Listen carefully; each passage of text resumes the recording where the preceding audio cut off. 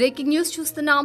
Shamshabad airport కు bomb బెదిరింపు కలకలం రేపింది. ఎయిర్పోర్ట్ లో బాంబు పెట్టినట్లు సైబరాబాద్ కంట్రోల్ రూమ్ కు అఘాంతకుడు ఫోన్ చేశాడు. దీంతో అప్రమత్తమైన ఎయిర్పోర్ట్ భద్రతా సిబ్బంది ముమ్మర తనిఖీలు చేపట్టారు. మరోవైపు దీన్ని ఫేక్ కాల్ గా భద్రతా సిబ్బంది తేల్చారు.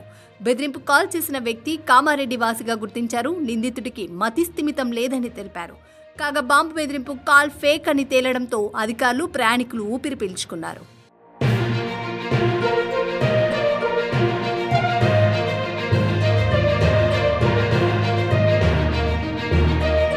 బ్రేకింగ్ న్యూస్ చూస్తున్నాం.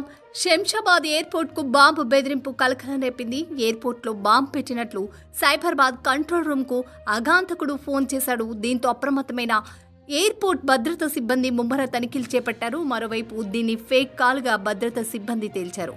బెదిరింపు కాల్ చేసిన వ్యక్తి కామారెడ్డి వాసిగా గుర్తించారు. నిందితుడికి మతిస్థిమితం లేదని తెలిపారు. కాగా బాంబు బెదిరింపు కాల్ ఫేక్ అని తేలడంతో అధికారులు ప్రయాణికులు ఊపిరి పీల్చుకున్నారు.